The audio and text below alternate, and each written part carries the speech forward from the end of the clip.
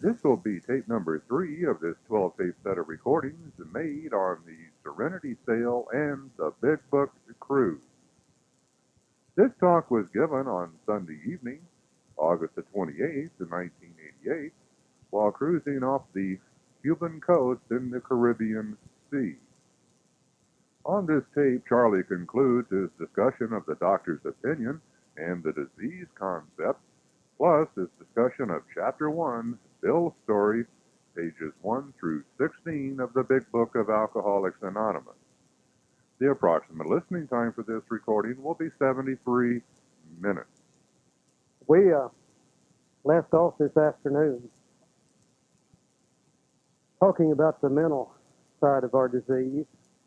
I think we pretty well talked about in great detail this physical side of the disease, being able to see why it is that we can't safely drink alcohol because of the allergy. Then we went into the doctor's opinion, and we could see where he told us that men and women drink essentially because they like the effect produced by alcohol. Whenever we're sober, we're restless and irritable and discontented, unless we can again experience that sense of ease and comfort that comes at once by taking a few drinks. Drinks which we see other people take with impunity all the time.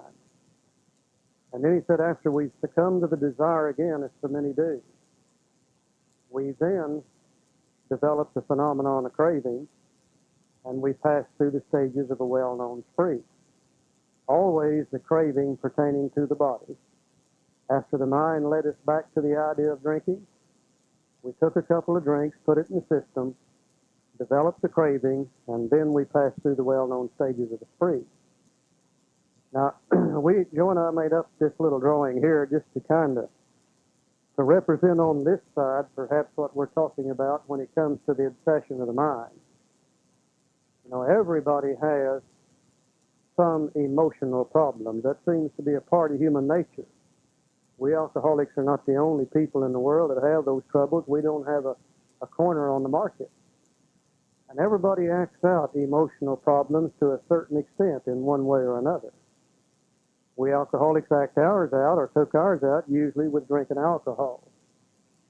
Some people do it in various different ways. You know, some people steal because of emotional problems. Other people gamble because of emotional problems. Other people overeat because of emotional problems. And somewhere or other, most people somehow display some obsessive behavior in their life, which usually comes from their emotional problems itself. Now, if it wasn't for our emotions, we wouldn't have too many problems in life. But everybody gets upset from time to time. Everybody feels afraid. Everybody feels lost. Everybody feels anger from time to time. Everybody feels out of sorts from time to time, and usually most of our problems stem from our emotions. Now, the other animals on the face of the earth, they don't really have those kind of problems. You know, they don't have this thing called self-will. They don't think too much. They can't make choices and they can't make decisions, and you very seldom see another animal or another species on the face of the earth in a psychiatrist's office laying on his couch. You know, I've yet to see a cow laying on a psychiatrist's couch talking about sexual dysfunction. They just don't seem to have problems in those areas. That seems to be an exclusive thing of we alcoholics, or we human beings, as far as our emotions are concerned. We drew a little picture here, and we call this an emotional barometer.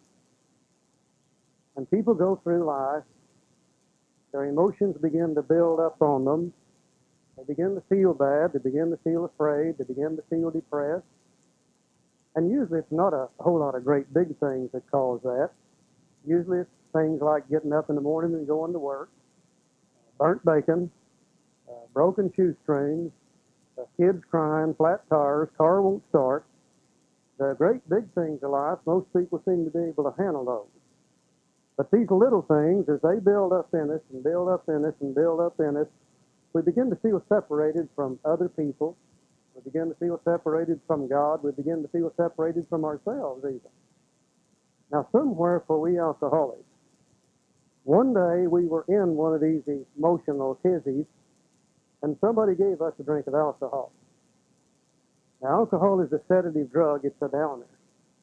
And we took that drink of alcohol, and it depressed these emotional problems and made us feel better up here in our heads. Now, the human mind is a very funny thing. It nearly always remembers success. Many times it can't remember failure, but it nearly always remembers success.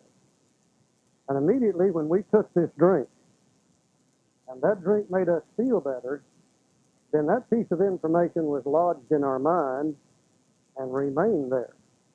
Now, this is a useful thing in society if it's used correctly. It keeps us from having to go back and keep searching for those answers over and over and over again. For instance, when you ladies go to the store and you buy some kind of soap powders to wash clothes in, you really don't know whether they're going to work or not.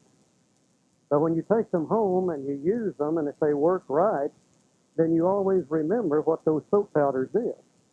And when you go back to the store, you don't have to look all over the shelf time after time after time trying to pick the kind of soap powder you want. Your mind remembers success, and it says buy the same kind of soap powder again.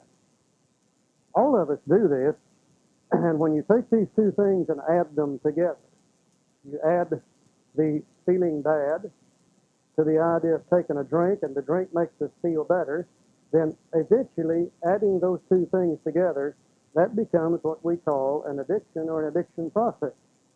Not physical, but mental. And all people do it.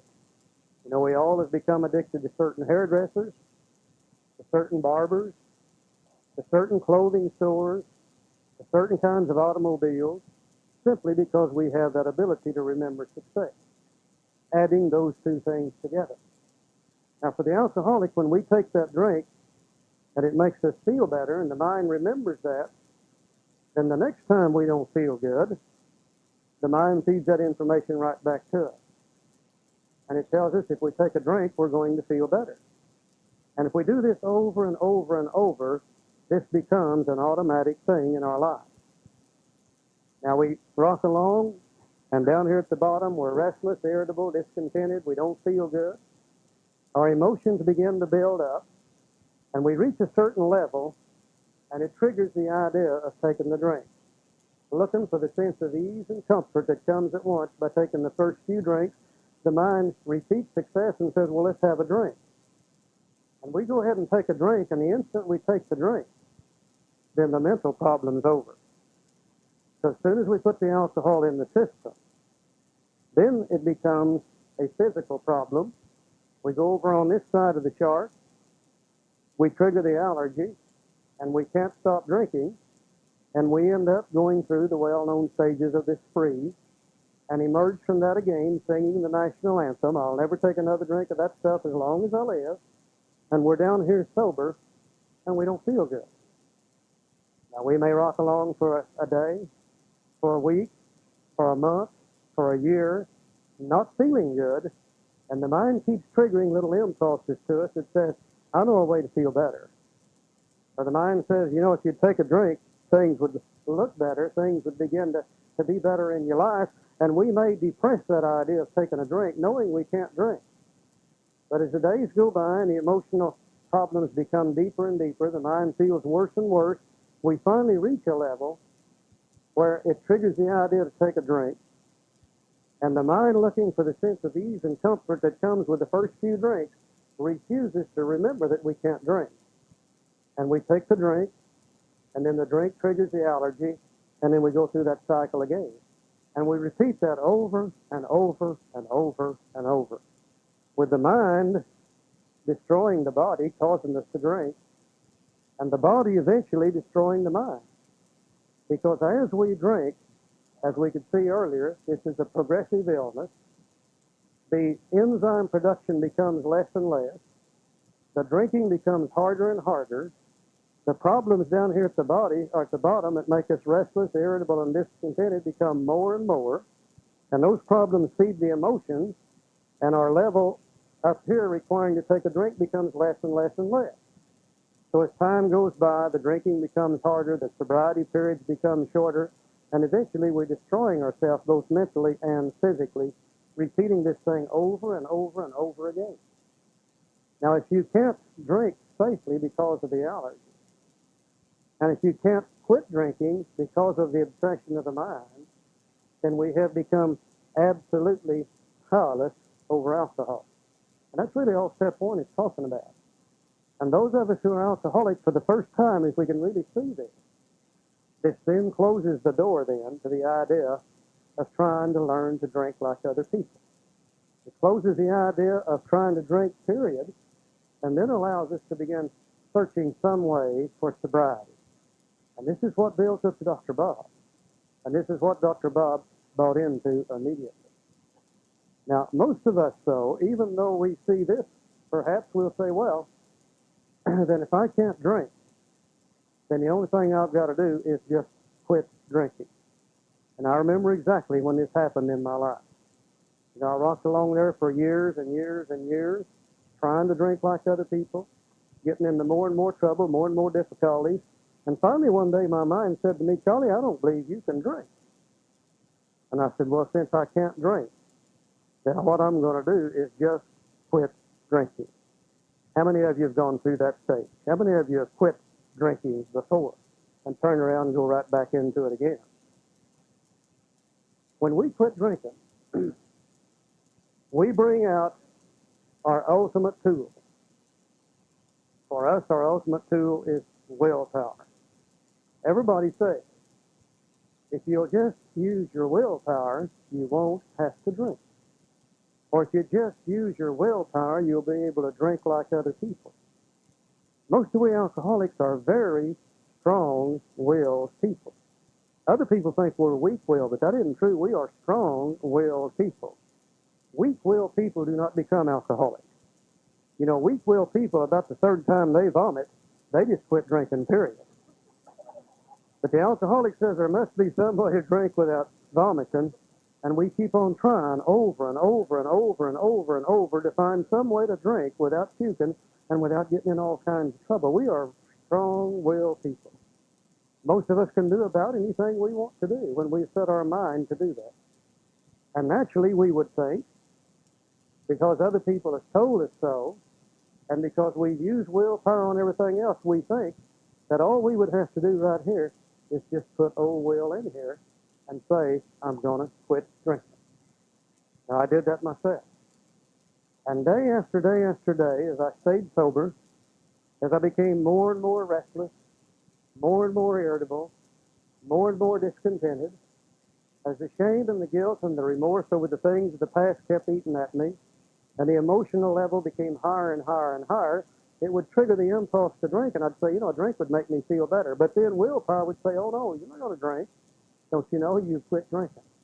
Don't you remember the last time you got drunk, you got in jail? The last time you got drunk, you got in a divorce court. Last time you got drunk, you got in a hospital. So I'd go that day without drinking. And then the next day, these things down here still feed the emotional level. It becomes higher and higher and higher, and it would trigger the idea to take a drink again. And I would block it out by willpower. But eventually, one day, with these things coming at me time after time after time, as Joe says, finally, one of those little devils burned through. And I took a drink, and I triggered the allergy, and I couldn't stop drinking. The only way willpower will work for people is when the mind sees something wrong with what it's wanting to do. And just before we alcoholics take a drink, our mind doesn't see anything wrong with it. Our mind tells us it's okay. At this time, we're not going to get drunk. Or this time, we're going to drink like a gentleman or a lady. Or this time, we're just going to have one drink. Or even if we can remember what alcohol does, the mind says, well, it's going to be different this time. Or it may even say, I'd just as soon be drunk because I can't feel any worse drunk than I feel sober. Well, you know, that's a lie also. Because every time I fell for that trap and got drunk, I ended up feeling worse every time. Just before we drink, we believe we can drink or we believe a lie. Now, if we can really see this, and if we can accept this in our life, and accept that we are allergic, and we can't safely drink, and accept the idea that we have an obsession of the mind, and we can't stay sober left on our own resources, then that happens in our mind, and we can say, admit, concede to our innermost self that sure, we're powerless over alcohol, we'll never be able to drink like other people. And the human mind is a funny thing.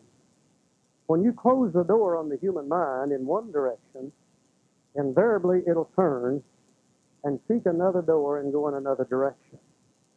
And if you and I can once accept this in our life, then that closes the door to further drinking. And immediately the mind turns in the other direction and says, okay then, if I can't drink, then how can I stay sober? And we start pursuing a way to stay sober, just as hard as we ever pursued a way to drink without getting drunk, and we end up finding a way to live without drinking alcohol. But I don't think we'll ever find it until we can understand this and accept it in our life and concede to our innermost self, as the book says, that we're alcoholics, and we'll never be able to drink like other people. We admitted we were powerless over alcohol. Our lives had become unmanageable. Before we go any further with this, again, we need to stop. See if anybody's got any questions. See if we got any comments. See if anybody has anything they want to say about this before we go any further. Because without this, the rest of the book doesn't make any sense at all.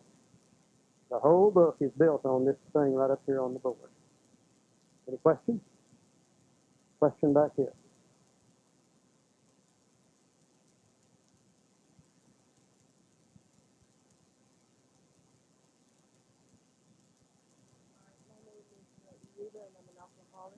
Hi, Rita.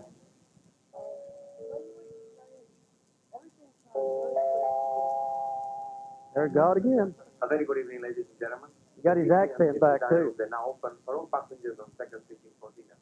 Our friend dinner for all second sitting passengers is now being served. Thank you and have a pleasant evening.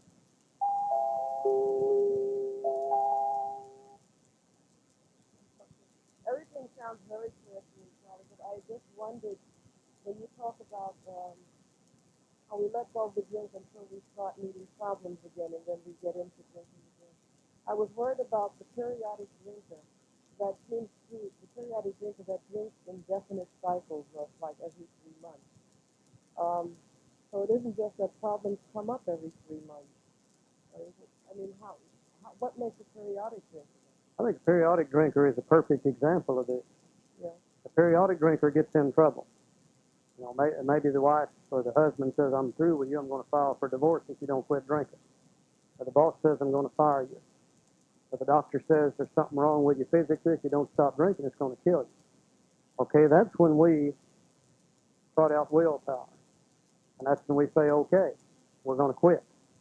But we're quitting not because we want to, but because something has happened that makes us feel like we have to. And we throw willpower in there. And we manage to stay sober day after day after day after day. But as we do, these emotional problems seem to build up. And we get sicker and sicker and sicker up here in our head. And then the idea of taking a drink begins to come at us. And for a while, we'll fight it off, knowing we can't drink. But then sooner or later, the mind will refuse to remember we can't drink, and they'll give us permission to take a drink. And we'll take the drink, and then we'll trigger the allergy. Now, just before we took the drink, the mind said, I'm not going to get drunk this time. So the mind said, I'm just going to have a couple of drinks, and that's all I'm going to drink. And we really believe that's exactly what we're going to do. And we take the couple of drinks, we trigger the allergy, and then we end up drunk and sick all over again. And that's exactly what the periodic does. The doctor really describes him when he says we repeat this cycle over and over and over and over and over again. The daily drinker, though, will do the same thing. In the daily drinker's life, something happens which causes him to say, I'm going to quit drinking. And then he does the same thing and lays willpower in there, and then he stops for a period of time. Many of us went from daily drinkers to periodic drinkers. I did myself. For years, I drank every day because I was getting by with it. But then I began to get in serious trouble. And then's when I said I'm going to quit. And then's when I became periodic. I'd stay sober just as long as I could. Maybe a week, maybe a month, maybe 2 months. But then I'd always end up going back and taking a drink again. Anything else? Sorry?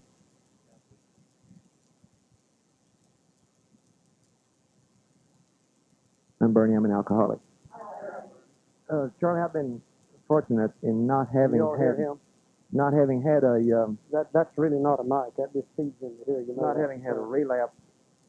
But I'm told by a couple of guys who did have a relapse that when they did, they were not only filled with the guilt, remorse, and resentment and so forth of that particular drunk, but that all of the guilt, remorse, and resentment and the self-pity and fear that they ever had came back on them, and that's frightening. I'd like your thoughts and comments on that, please. I did that 3 times after coming to AA. I stayed sober for a period of about 90 days.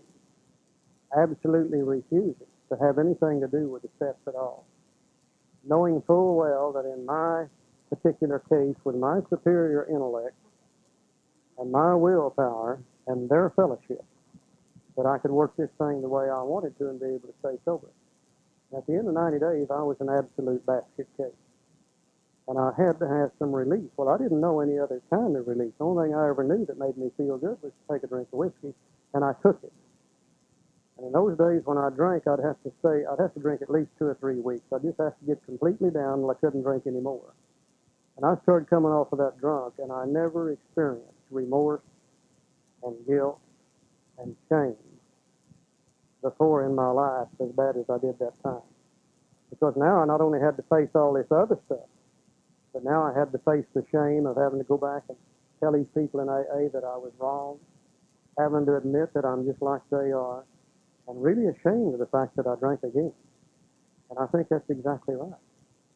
But when I came back, I still would not work the program. I just knew with my intellect and my willpower and their fellows, and I did that 2 more times. And each time it progressively got, the drinking not only got worse, but the outcome of it got worse and worse and worse. It really does just flat eat you up. Anybody else got any comments on that? A lot of times you hear speakers talk, and many of us talk about having to go back and get drunk. Really, we didn't have to. If we'd have worked the program, we wouldn't have gone back to get drunk. Don't anybody ever get the idea that that's what you got to do, because there's a hell of a lot more people stay sober from day one than there is that has to go back and drink. Those of us that go back and drink are the ones that simply refuse the program, refuse to accept it in our lives. We're really not defeated. That's the problem. Anything else? Everybody satisfied with this, huh? Okay. You know, this obsession of the mind isn't too hard to understand. We have people obsessed with gambling. And I'm sure you can go down there in this casino and you'll see some of them on the ship this week. And they gamble and gamble and gamble and gamble and just literally destroy their life and the lives of everybody around them. And the real gambler tells me that they get something not only in the mind, but something physically out of gambling. They say it gives us a charge in both the mind and the body that nothing else will do. Now, eventually, they begin to see that gambling is destroying their life, and they do the same thing that we alcoholics do. They put willpower in there because everybody's told them. You just got to use your willpower. And they'll start living without gambling, but they don't feel good. And they're restless and irritable and discontented. And they're filled with shame, fear, guilt, and remorse. And their emotional barometer begins to build up also, and it triggers the idea of gambling. The only thing is, it says, well, one $2 bet wouldn't hurt anybody. Or I could bet those horses today, and it'd be okay. And their mind gives them permission to gamble. They gamble, and that seems to trigger something over here physically also, and then they can't stop either. And they repeat that over and over and over and over and over again. I know that's true, because there's another fellowship called Gamblers Anonymous that uses the same solution that we use to control our obsession of the mind. There's people obsessed with eating food. Certain types of food, when they eat that food, it seems to trigger an allergy of the body that ensures they're going to continue to eat it. They call it a binge, and they go through that thing over and over and over. And they do the same thing we alcoholics do. Everybody says, why don't you just use your willpower and don't eat Hostess Twinkies? And they put the willpower in there and block Hostess Twinkies out or cookies or whatever it is that gives them the problem. And they go along and don't eat that stuff for a period of time, but they don't feel good. And they're restless and irritable and discontented. And they're filled with shame, fear, guilt, and remorse also, because the real overeater not only destroys their life, but begins to destroy the life of everybody around them. And they're not feeling good, and their mind begins to toy with the idea of eating the food. It says, one Hostess Twinkie wouldn't hurt anybody. I believe I could have one piece of that pie and it would be okay. And their mind refuses to remember what the food does to them. Figures the idea of taking the food, they eat the food, trigger the allergy, and they repeat that cycle over and over and over. Now, I know that's true, because there's another fellowship called Overeaters Anonymous that uses the same solution that we do to overcome an obsession of the mind. There's a bunch of people in the world today that are obsessed with, of all things, stopping other people from drinking. Now, I don't know what it is they get out of it, but they must get something out of it because they seem to love to do that. And they'll try over and over and over and over any way that they possibly can to stop another human being from drinking, and they literally destroy their lives and the lives of everybody around them trying to control another human being drinking alcohol. And eventually they realize they can't do that also. So they put willpower right up here and they say, I'll never chase that fucker again. I'll never take the car keys away. I'll never call the sheriff again.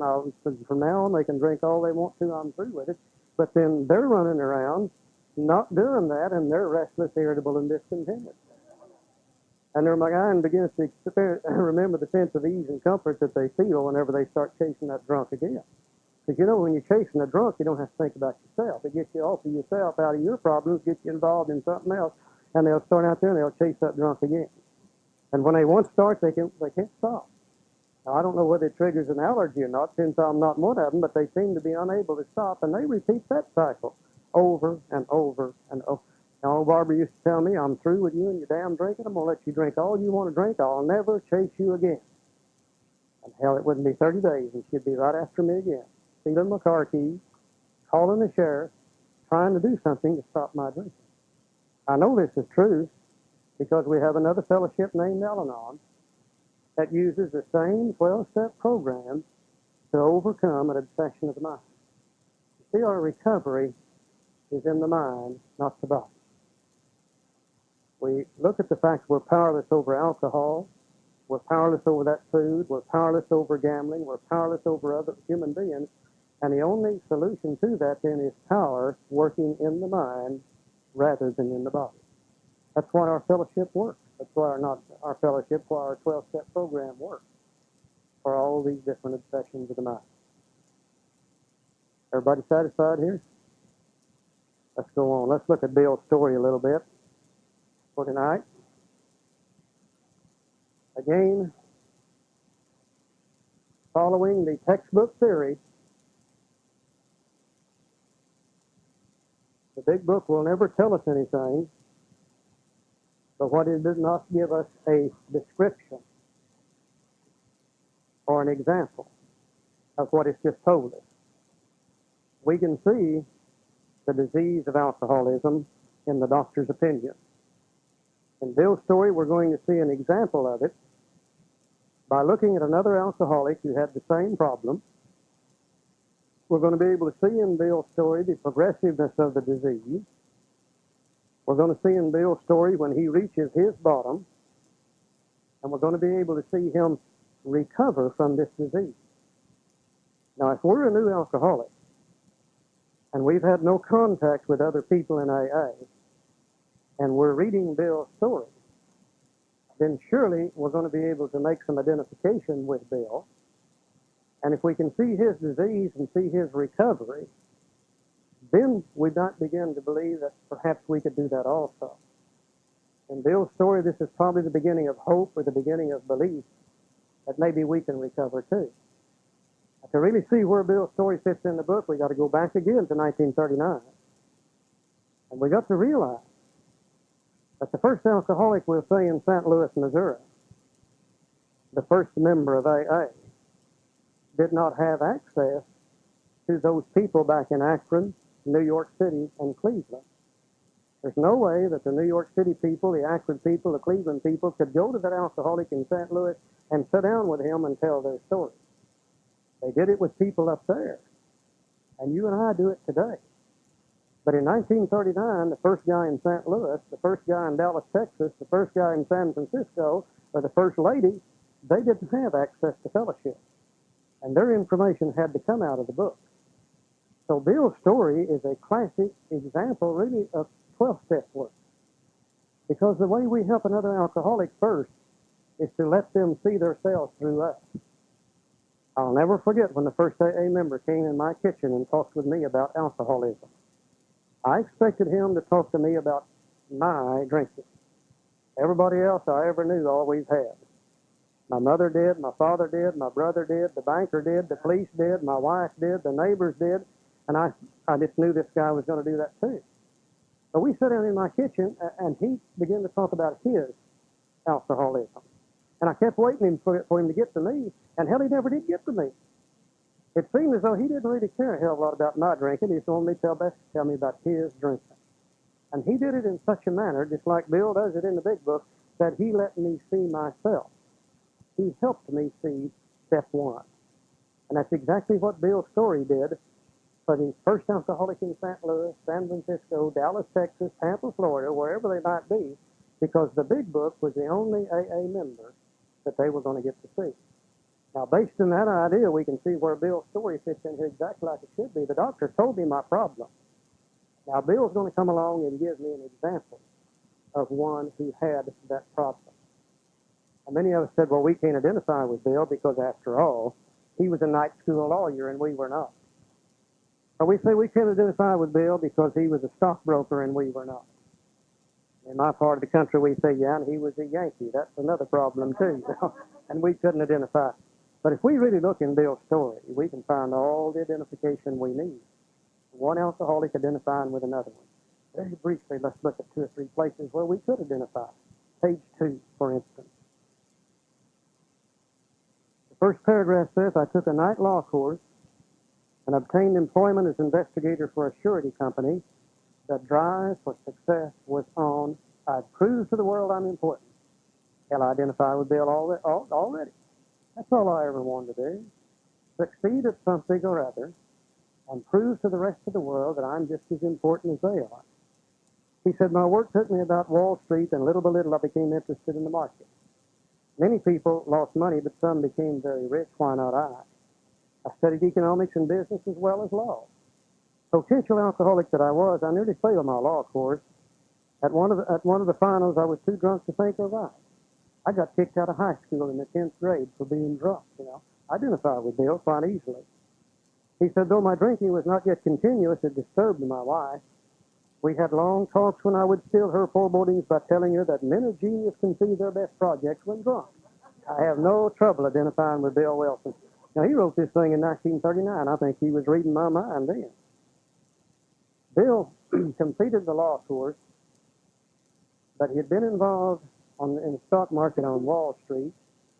He decided that the law was too dull for him. He loved the excitement of Wall Street. So immediately, Bill began to go further and further and further into the business of Wall Street. He says in the bottom of the second paragraph, I failed to persuade my broker friends to send me out looking over factories and management, but my wife and I decided to go anyway. I developed a theory that most people lost money in stocks through ignorance of markets. I discovered many more reasons later on. This was back in the 20s when the stock market was on the roll. Everybody was making money. Bill might have been one of the first investment counselors, because Bill began to say to those people, look, this thing is not going to last forever. And he said, someday the bubble's going to burst. And he said, what we really need to be doing is making our investments based on pure fact and knowledge rather than speculation. He said, now, if you people would back me financially, if that isn't alcoholic, I don't know what is. He said, if you will back me financially, I'll go out and investigate these companies, bring the information back, and then we'll make our decisions based on fact rather than speculation.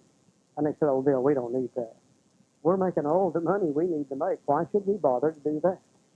Well, being a good, stubborn, bull-headed alcoholic, Bill said, to hell with him, I'll go anyhow. He took what little money he had.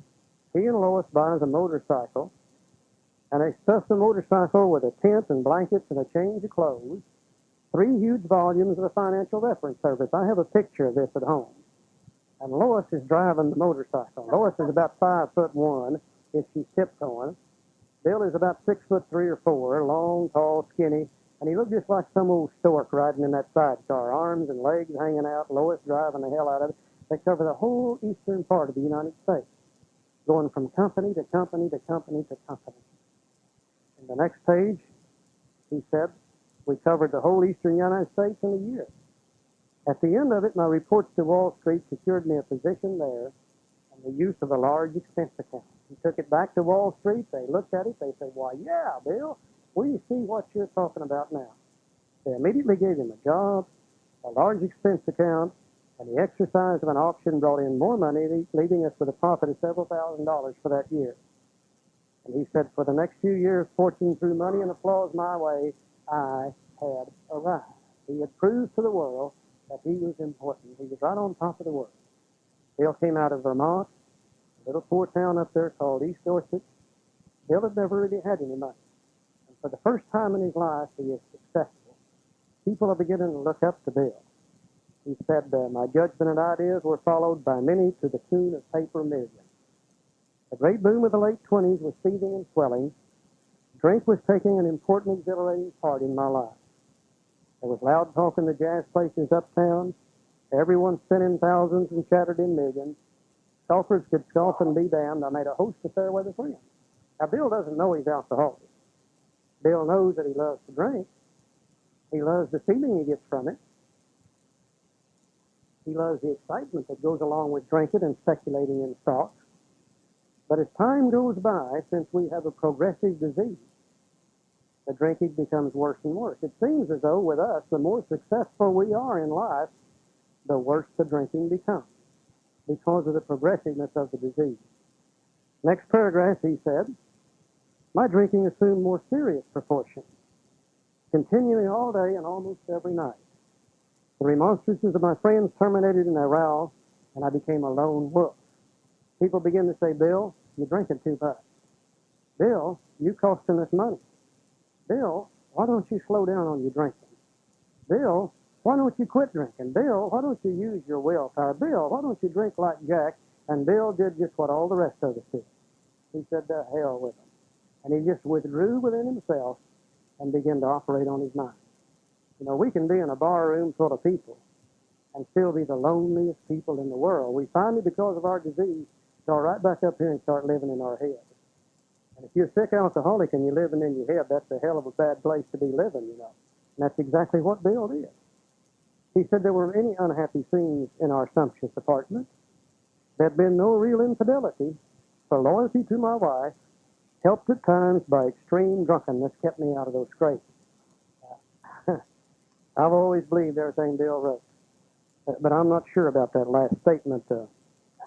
Lois, in some of her writings, she has a little different slant on that.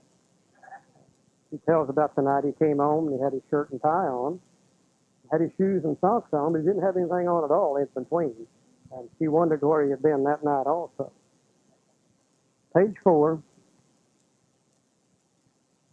Abruptly in October 1929, hell broke loose on the New York Stock Exchange. After one of those days of inferno, I wobbled from a hotel bar to a brokerage office.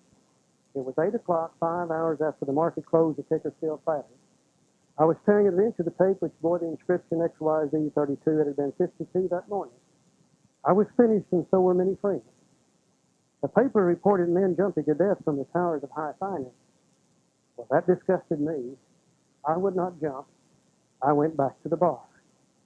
My friends had dropped several millions since 10 o'clock. So what? Tomorrow was another day, and as I drank, the old fierce determination to win came back. How many of us have done the same thing? How many of us have come out of that jailhouse, that divorce court, that hospital, and we're sad and we're depressed and we don't feel good, and we stomp off in the bar and we have a couple of drinks, and as we drink, that old fierce determination comes back and we say, to hell with them. By God, I'll show them. They're not going to do me that way. That seems to be a characteristic of we alcoholics. Next morning, he telephoned a friend in Montreal.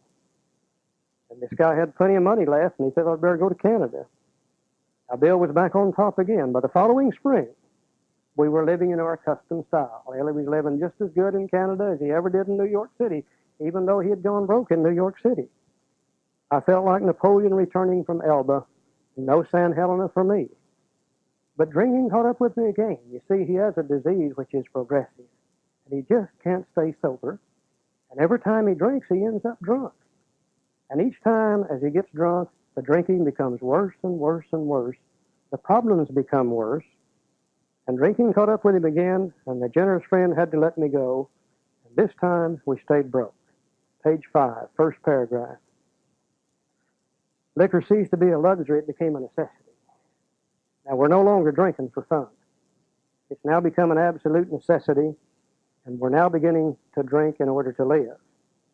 Bathtub gin, 2 bottles a day, and often 3 got to be routine.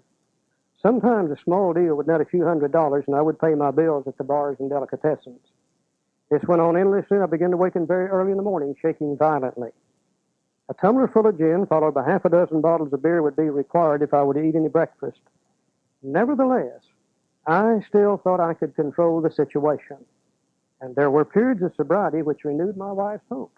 Remember last night, Dr. Silkworth, or this morning, Dr. Silkworth told us that we really cannot differentiate the true from the false. To us, what we're doing is absolutely normal. This is true with anybody that engages in obsessive behavior. Whether it's food, whether it's gambling, whether it's alcohol, whether it's work, whether it's sex, we really cannot differentiate the true from the false. We think what we're doing is normal. And Bill most certainly thought so also. Gradually, things got worse. He's got a progressive disease. It's got to get worse. The house was taken over to the mortgage holder. My mother-in-law died. My wife and father-in-law became ill. Then I got a promising business opportunity. Stocks were at the low point of 1932, and I had somehow formed a group to buy. I was to share generously in the profits. Then I went on a prodigious bender, and that chance vanished. That's another story within itself. Bill had put one of his deals together, and he got the money people to back him. And they backed him on one condition only. Bill, you will not drink. If you drink, you're going to blow it all. Bill said, oh my God, don't worry. I'm not about to take a drink. And he worked on this thing for some period of time. And a night or two before it was to be successfully consummated, they were all sitting in a hotel room. Somebody passed around a bottle of Applejack. And as it went by Bill, he said, no, thank you, I'm not drinking. A little bit later, it made the second round. And as it went by him this time, his mind said, well, 1 drink of Applejack wouldn't hurt anybody. He took a drink, triggered the allergy, and could not stop drinking, and he blew the whole deal. Now, the importance in that is this, in the next statement. He said, I woke up.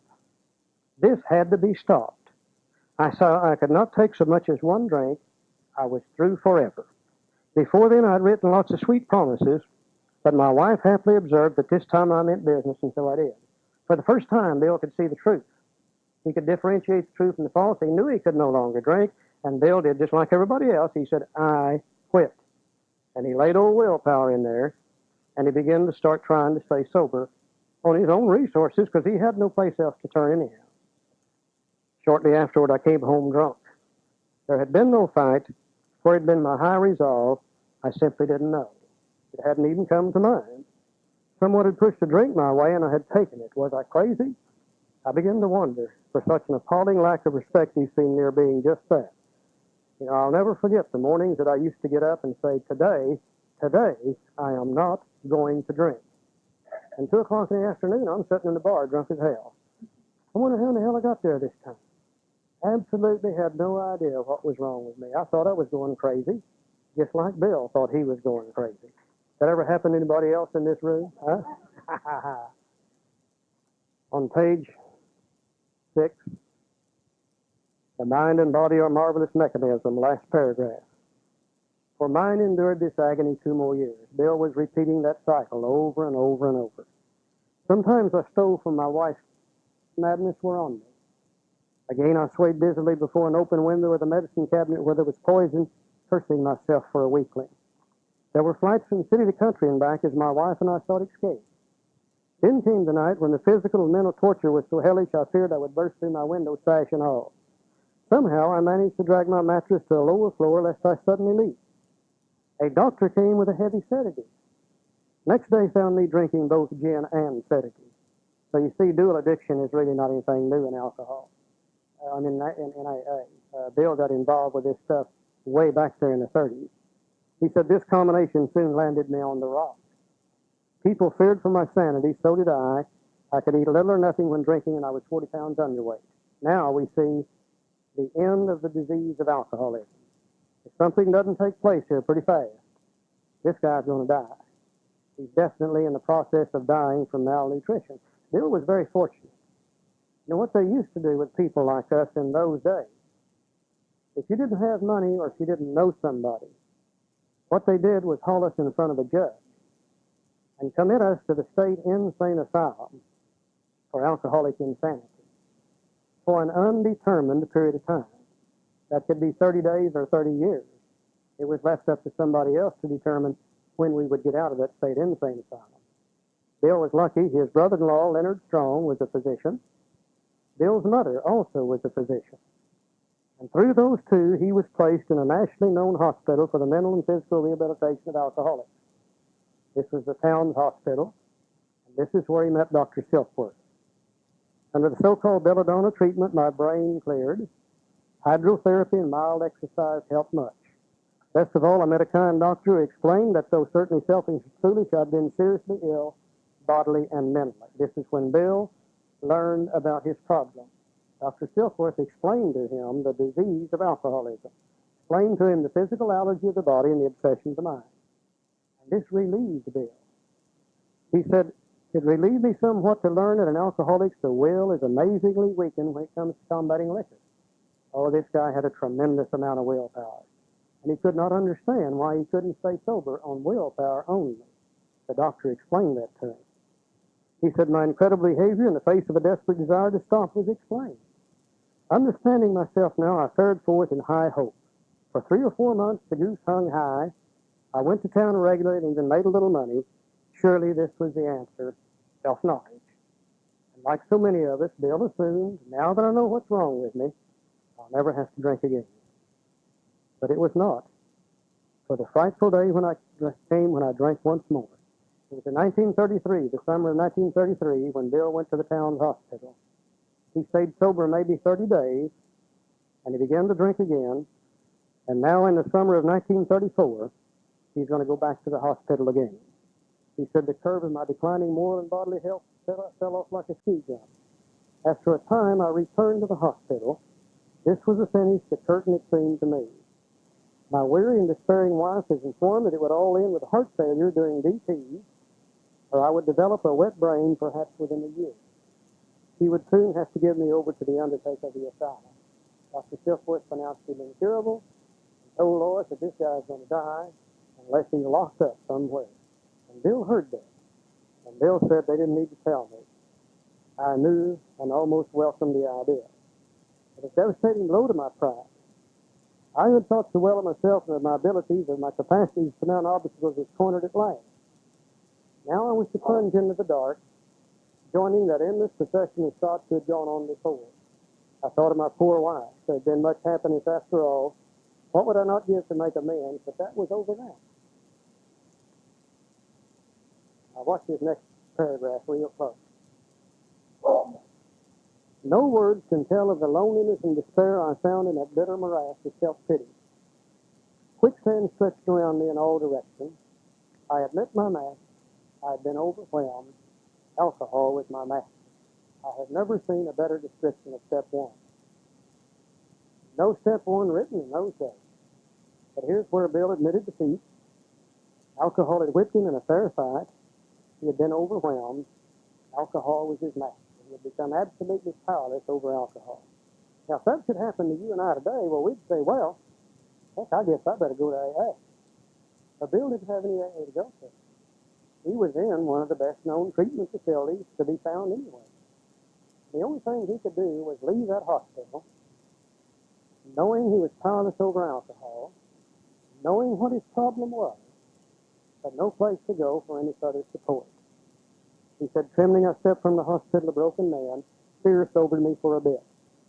Didn't keep the insidious insanity of that first drink. On Armistice Day 1934, I was off again. His mind told him it'd be all right to take a drink. He took a drink and he triggered the allergy and he couldn't stop. Everyone became resigned to the certainty that I would have to be shut up somewhere or would stumble along to a miserable end. How dark it is before the dawn. In reality, that was the beginning of my last rebellion. I was soon to be catapulted in what I like to call the fourth dimension of existence. I was to know happiness, peace, and usefulness in a way of life that is incredibly more wonderful as time passes. Near the end of that bleak November, and I started drinking on our Mr. Day November the 11th. Now we're approaching the end of the month. He said, I sat drinking in my kitchen. With a certain satisfaction, I reflected there was enough gin concealed about the house to carry me through that night and the next day. I just don't have any trouble identifying with this guy. God, I've gone through this over and over. My wife was at work. Now, not too long before this guy was a real hotshot on Wall Street. This guy was a rich man not too long before this. This guy's ideas were followed by many to the tune of paper millions. Now then, his wife has gone to work in a department store and she's making $25 a week. And that's what they're living on. He said, I wondered whether I dared hide a full bottle of gin at the head of our bed. I would need it before daylight. My musing was interrupted by the telephone. The cheery voice of an old school friend asked if he might come over. He was sober. It was years since I could remember his coming to New York in that condition. I was amazed. Now, of course, he's referring to Eddie Factor. Bill and Eddie used to drink together. They went to school together, and Bill knew about Eddie. And every time Bill had seen Eddie for years, Eddie drunk her in half. And here's Eddie in New York City, and he's also sober. And Bill said, I was amazed by this. Rumor had it that he had been committed for alcoholic insanity. I wondered how he had escaped. Eddie was living up in Vermont, and Eddie was the black sheep of the family. And Eddie's family had quite a bit of money. And they had a summer home up there in Vermont, and they had put Eddie in that summer home. And they said, Eddie, you can live here as long as you want to, providing you keep the place up. Now, Eddie was supposed to do a little painting, a little fixing of the windows and stuff like that. But rather than do that, Eddie just drank all the time. And he'd already set the place on fire twice, damn near burned it down. Also, they had given him one of his father's cars that his father had before he had passed away. And one day Eddie was out driving the car, and he ran into the neighbor's house. In fact, he ran into the neighbor's kitchen. In fact, the lady was in the kitchen when the car came in it. And Eddie stepped out of the car, doffed his hat, and said, Good morning, madam. It would be a fine day for a cup of coffee, would it not? And some narrow-minded judge with no sense of humor was about to put Eddie in the nut house. That's the last Bill had heard about Eddie. And he said, I wondered how he had escaped. Of course, he would have dinner, and then I could drink openly with him. Unmindful of his welfare, I thought it only recapturing the spirit of other days. There was a time we had chartered an airplane to complete a jag. His coming was an oasis in this dreary desert of futility. The very thing an oasis drinkers are like that. I just see Bill sitting there. And he'd been drunk now for about 3 weeks. And old Eddie called, and Eddie's coming over to visit, and Bill said, oh, boy, joy, joy. When Eddie gets here, by God, we'll have a few drinks, and we'll rehash old age, and things are going to be better. They tell me that Bill got all of his bathtub gin, which is what he had, and he got all the pineapple juice he could find in the house, and he'd mixed the two together, and he had it in a bowl here on the table. And he was waiting for Eddie to come in the door. Now, the door opened, and he stood there fresh-skinned and glowing. There was something about his eyes. He was inexplicably different what had happened. I pushed the drink across the table, and he refused it. Disappointed but curious, I wondered what got into the fellow. He wasn't himself. Come, what's all this about, I queried. He looked straight at me, simply but smilingly. He said, I've got religion. I'm damn glad that didn't happen in my house. I don't know what I would have done if that had taken place with me. But here's what Bill did. He said I was a gas. So that was it. Last summer, an alcoholic crackpot. Now I suspected a little crack about religion. Yeah, that story-eyed look. Yeah, the old boy was on fire, all right.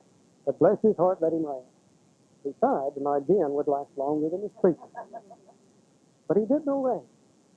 In a matter-of-fact way, he told how 2 men had appeared in court persuading the judge to suspend his commitment. We'll cover that after a while. They had told of a simple religious idea and a practical program of action. That was 2 months ago, and the result was self-evident. It worked. Now, we saw Bill take step 1 back over here a while ago. Now we see Eddie bringing the bill, the other 2 pieces of the puzzle. He brought him what he referred to as a simple religious idea as the solution to the problem, and he brought him a practical program of action. That if he would follow it, he could find that solution. And Bill probably was the first human being to know all three of these things. He knew the problem, he knew the solution, and he knew the practical program of action. He had come to pass his experience along to me if I cared to have it. I was shocked, but interested. Certainly he would be shocked. Here's Eddie sitting here talking about religion. Eddie talking about God. He said I had to be, for I was hopeless. He talked for hours. Childhood memories rose before me. I could almost hear the sound of the preacher's voice as I stood on still Sundays way over there on the hillside. There was that proffered temperance pledge on every side, my grandfather's good-natured contempt of some church folk and their doings, his insistence that the Spirit really had their music, but his denial of the preacher's right to tell him how he must listen. His fearlessness, he spoke of these things just before he died. These recollections welled up from the past and made me swallow hard. And we can see Bill's attitude toward religion. We can see his attitude toward spirituality and God. Bill had been raised by his grandfather. Bill's father had left when Bill was a small boy. And the grandfather had taught Bill these ideas that you don't have to believe in anybody's idea of God. You don't have to believe in the churches. You don't have to believe in religion. You can believe in God in any way you want to. Now, you got to remember, though, Eddie was coming through the Oxford group, and these people were practicing first-century Christianity, and they were using very religious terms. And Bill didn't like what Eddie had to offer to him. I was up in East Dorset, Vermont last year, and went by basically to visit Bill's grave. But we found out some people had bought the old Wilson Inn where Bill was born. And they're AA members, and they had formed a non-profit foundation, and they're renovating the old inn. And they asked us if we would like to come in and have a cup of coffee. We went in, sat down in the inn, and visited a little bit. And we went back out, and just across the street from the inn, there's a little church house. And on the other side of it is Grandpa Griffith's house. And as I sat there and looked at these three things, I turned around and looked behind me, and here was the mountain right here behind me.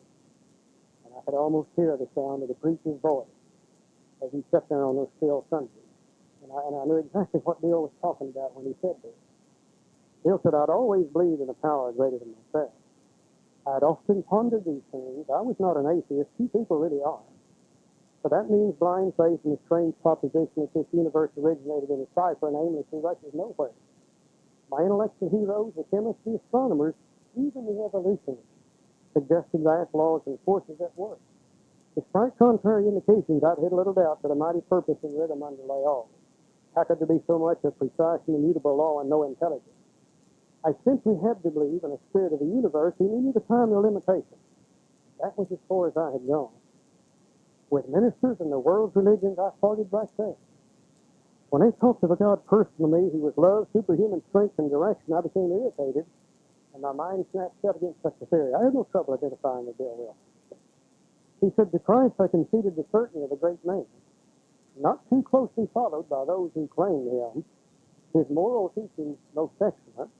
For myself, I'd adopted those parts which seemed convenient and not too difficult, and the rest I disregarded. I don't have any trouble identifying with this guy at all. We can see where Bill's ideas were coming from, and he didn't like what Eddie had to say. He didn't want to talk about God. He didn't want to talk about religion, any of that stuff. And apparently they're sitting there arguing about it. But on page 12, he said, despite the living example of my friend, there remained in me the vestiges of my old prejudice, despite the fact that Eddie was sober. And Bill knew Eddie. And he knew some power had had to work in Eddie's life. And despite that, Bill still had the old prejudice remaining. The word God still aroused a certain antipathy. When a thought was expressed that there might be a God person in me, this feeling was intensified. I didn't like the idea. I could go for such conceptions as creative intelligence, universal mind, or spirit of nature, but I resisted the thought of a czar of the heavens, however loving its sway might be. I have since talked to scores of men who felt the same way. Now, apparently Eddie got enough of this stuff. And Eddie said, and the next statement we're going to see is in italics. I love to call that squiggly writing. And when you see squiggly writing in the big book, it's usually very important. Eddie said to Bill, why don't you choose your own conception of God? In effect, what he said is, Bill, what are we arguing about? What difference does it make whether we call him God, Yahweh, the Great Spirit, universal mind? What difference does it make what the world is? He said, why don't you choose your own conception of God? Now, the instant he said that, his message changed from a religious message to a spiritual message. You see, religion says this is the way you have to believe. Spirituality says you can believe any way you want to. The main thing is, do you believe? And Eddie's message changed to spirituality, and Bill said, oh, that statement hit me hard. It melted the icy intellectual mountain in whose shadow I'd lived and shivered many years. I stood in the sunlight at last. It was only a matter of being willing to believe in a power greater than myself. Nothing more was required of me to make my beginning. I don't think I've ever seen a better description of step 2. Surely, this is when Bill took step 2. No step 2 written in those days. But here is where he began to believe that a power greater than himself could restore him to sanity, could help him out, or do whatever needed to be done. He said, I saw that growth could start from that point. Upon a foundation of complete willingness, I might build what I saw in my friend. Would I have it? Of course I will. Now, you got to get inside this guy's head to really understand it. And this guy has a knack, like so many great teachers have had in the past, of painting pictures in our minds with words. He's beginning to talk now about a building. And as we go through the book, you're going to see him refer to it over and over and over again. It's going to turn out to be a wonderfully effective spiritual structure through which we will pass to freedom. And this is his first reference to it. He said, upon a foundation of complete willingness, I might build what I saw in my friend. Willingness comes through step 1. You see, he had already admitted himself to the idea that he was powerless over alcohol. That alcohol had completely defeated him, and that makes him willing to start searching for something else. And upon the idea of being willing to believe in a power greater than ourselves, that's the foundation. We can start there, and we begin to believe. Okay. Page 13. At the hospital, I was separated from alcohol for the last time. Finally became evident that he had to go back in the hospital. Bill immediately started going to Oxford group meetings with Eddie. But remember, he'd started drinking on our Mistress Day, and the allergy had him, and he couldn't stop. And once in a while, he'd go down there, and he'd be about half drunk. In fact, one night he went down on the Bowery, the Sam Shoemaker's place, to the Oxford group meeting, and on the way down, he stopped off on his speakeasy, had a few drinks. There was a Finnish sailmaker in there, and Bill began to explain to this Finnish sailmaker, a guy named Alex, how great this thing was that he had found out from Eddie. And he began to talk to him about the Oxford group. And when he just started talking to the Finnish sailmaker, then he remembered something about fishermen, then he remembered something about a fisher of men, and then he remembered he was supposed to be down there at the Oxford group meeting. And he said, Alex, how would you like to go with me? And Alex said, fine. So they both go down there to drunken hell. Now, you didn't drink around Oxford group meetings. They threw them out the door as soon as they walked in. But Eddie comes along, and Eddie takes them in the kitchen, gives them some coffee and a plate of beans, and partially sobered them up. And Eddie said Bill went back out and made the damnedest testimonial that you'd ever heard in your life, period. The Oxford groupers would tell their story, share their experience, strength, and hope with each other. Bill went home from the meeting that night, and for some reason he didn't drink. And he really didn't know why he didn't drink that night, but he did not drink that night after he went home. A little bit later, Bill was put back in the hospital to be separated from alcohol. Now, let's very carefully watch the next 3 or 4 paragraphs. And I think we're going to be amazed by this. He said, there I humbly offered myself to God as I then understood him, to do with me as he would. I placed myself unreservedly under his care and direction. I admitted for the first time that of myself I was nothing, that without him I was lost. Good. This is step 3. No step 3 written in those days. But remember, Eddie had brought to Bill the practical program of action. And Bill is now beginning to apply it in his life. And the first thing that they did was this admission that of himself they were nothing. And he turned to the power greater than human power. Surely this was step 3. He said, I ruthlessly faced my sin. And that turned out to be later on step 4. We made a searching and fearless moral inventory of ourselves. This was one of the tenets from the Oxford group. And became willing to have my newfound friend take them away root and branch and not have had a drink since. Surely that last statement is step 6 and 7.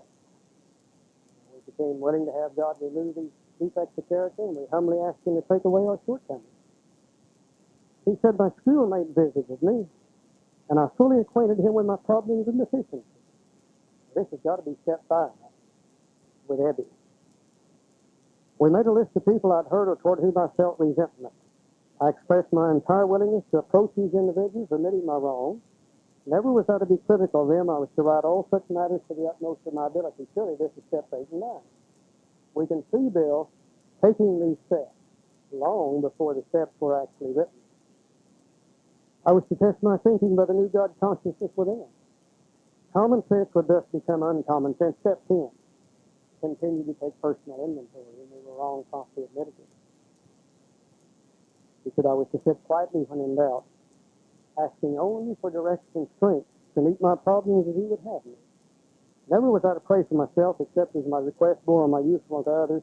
Then only might I expect to receive, but that would be in great measure. This has got to be step 11. So we sought through prayer and meditation to improve our conscious contact with God as we understood it. My friend promised when these things were done, I would enter upon a new relationship with my Creator, that I would have the elements of a way of living which answered all my problems. Surely that's the first part of step 12. Having had a spiritual awakening and see the results of these steps. Belief in the power of God, plus enough willingness, honesty, and humility to establish and maintain the new of those things with essential requirements. Simple, but not easy. The price had to be paid. It meant the destruction of self-centeredness.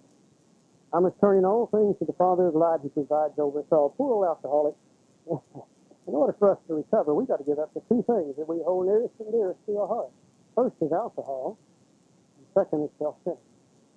Very, very simple idea, but very, very difficult to do.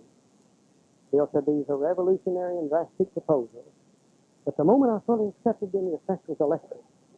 There was a sense of victory followed by such a peace and serenity as I'd never known. There was utter confidence. I felt lifted up as though the great clean wind of a mountaintop blew through and through.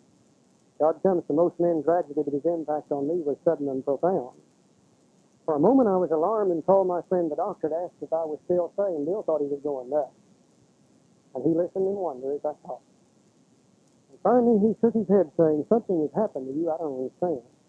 But you better hang on to it. Anything is better than the way you were. Now I don't think any of us knew what happened to Bill that day. We were not there, so we don't really know. But we do know this, that this was about probably December the 10th or the 11th of 1934. And we know that Bill Wilson didn't die until January of 1971. And we know that he never had to take another drink of alcohol as long as he lived. Something profound took place in his life that day in the town hospital as the result of these steps. This is why Bill later on could say, these are the steps we took. We see him taking the steps in the town hospital in 1934. A decision to write the book wasn't even made until 1937. Bill wrote his story in 1938, and we see him taking the steps, but he did not write the steps until the spring of 1939. Before the book was published in 1939. But surely we can see Bill recovering the same way that all the rest of us have had to do also, as the result of these steps, the practical program of action. Many of us in AA have tended to put Bill on a pedestal. We're thinking Bill was something really spectacular. But Bill always said, I knew none of this stuff. He said, my head was simply used as a vessel for this information to lodge in. And if you look at where this information comes from, it's obvious that Bill really didn't have a hell of a lot to do with it. Dr. Silkworth is in the town hospital in New York City, and he's explaining to Bill, step 1, the powerlessness over alcohol, the disease, the problem. But Dr. Silkworth didn't know what to do about it. Or he said, yeah, recovery will be through the mind, the psychic change, but he had no idea how to bring that about. We can also see this idea of the vital spiritual experience, the religious idea that Evie brought to Bill. And we're going to see tomorrow where that really came from the other side of the world. It came from a psychiatrist, probably at that time the world's best known one, named Dr. Jung in Switzerland. And it came through a fellow named Roland Hazard. And Roland was one of the guys that interfered between Eddie and the judge and told Eddie about it. And Eddie brought that idea to Bill. So the solution to the problem came from Zurich, Switzerland, from this psychiatrist. Now, it's interestingly enough that the psychiatrist over there knew the answer, but he didn't know the problem. Now, neither one of them knew how to bring this about. Dr. Silkworth didn't know how to bring this psychic change about, and Dr. Jung didn't know how to bring about the vital spiritual experience, except he told this Roland H., I've seen people have this through spiritual means.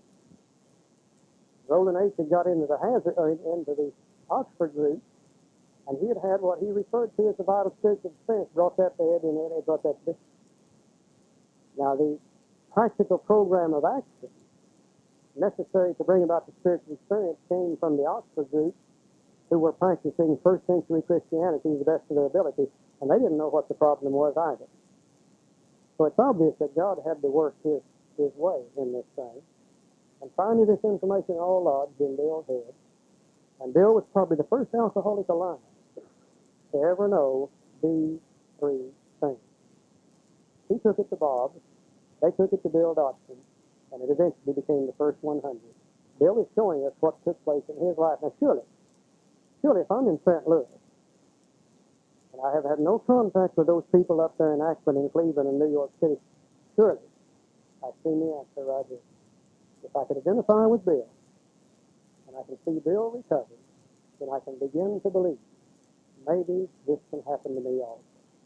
Bill's story sets in the big book just exactly where it should be in a standard textbook series that backs up and further explains the doctor's opinion. I think that's all we have for tonight. Thank you all for being here. This will conclude Charley's discussion of the disease concept and Chapter 1, Bill's Story.